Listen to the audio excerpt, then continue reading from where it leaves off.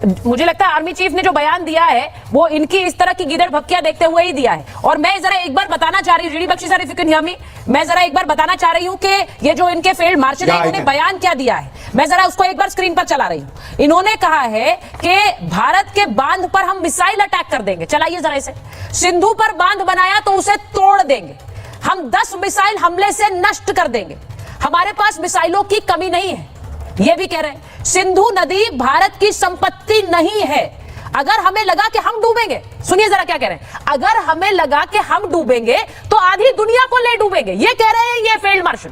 हमें अगर लगा हम डूबेंगे तो हम आधी दुनिया को डुबो देंगे, और इनको कोई गुरेज नहीं है ये अंतरराष्ट्रीय मंच पर कहने की, अमेरिका पहुंचे हुए थे वहां पर ये बोल रहे थे।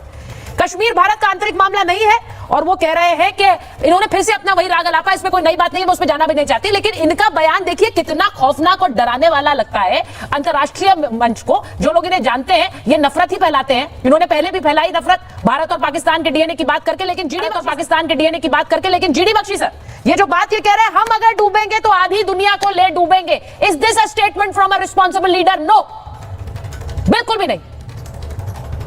इट इज बहुत इररिस्पॉन्सिबल स्टेटमेंट है, खासकर उस लेवल। कह कौन रहा है कि इररिस्पॉन्सिबल स्टेटमेंट है? जनरल जीडी बख्शी जिसने 16 जहाज पाकिस्तान के गिरा दिए, कख नहीं छोड़ा उसने पाकिस्तान का, ऐसी तबाही फेरी है कि हम पत्थर के जमाने में चले गए से, जिस पे इनको पहुंचा दिया गया। हाँ, ये कैसी भाषा है? मैं बताना चाहता हूं कि साहब, भारत और पाकिस्तान दोनों न्यूक्लियर आर्म्ड कंट्रीज हैं, इसका मतलब दोनों के ऊपर बहुत भारी रिस्पॉन्सिबिलिटी है कि वो बहुत ही जिम्मेदार तरीके से पेश आए। अब अंदाज़ा लगाइए ये जिम्मेदारी की बातें कर रहा है कौन? General GD Bakshi. आप ऑपरेशन सिंदूर से पहले वाले इसके बयानात निकाल कर देखें, हमला कर दो, तबाह कर दो, ये कर दो, वो कर दो, ये इसी के बयानात थे। अब जब कान के पास से गुजरी है ना, तो अब ये जिम्मेदारी वाली बातें कर रहा है, और ठीक ज़बरदस्त किस्म की धमकियाँ मिली हैं इन्हें, और ये इंशाअल्लाह अक्ल में भी रहेंगे और अपनी औकात में भी रहेंगे। आप सुने ज़रा कैसे औकात में आया।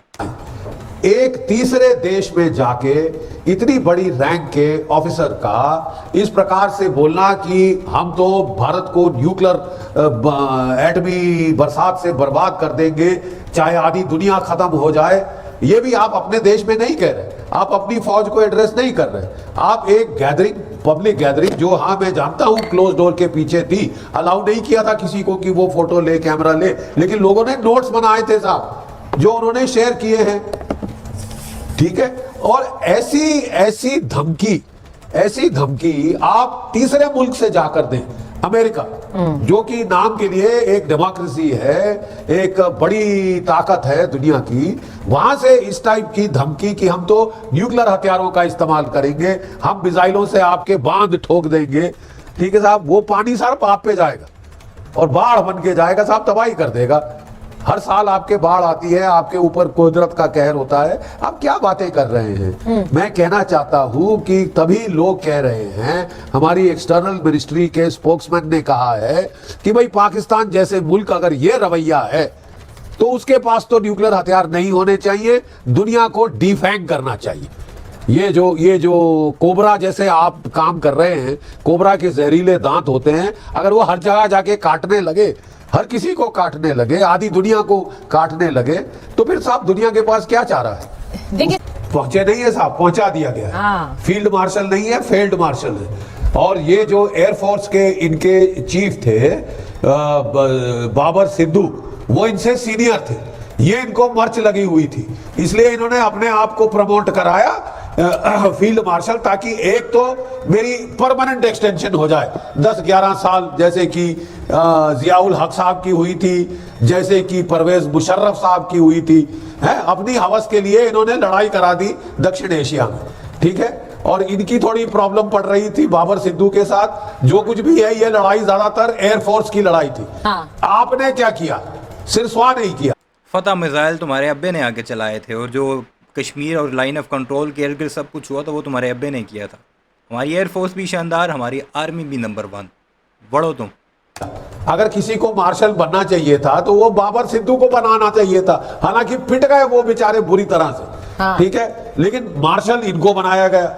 क्योंकि ये जियाउल हक की तरह 11-12 साल का कार्यकाल चाहिए। ये समझते हैं I am God's gift to mankind, कि मेरे अलावा पाकिस्तान को कोई बचा नहीं सकता, चला नहीं सकता। ठीक है। और सेल्फ इमेज क्या है?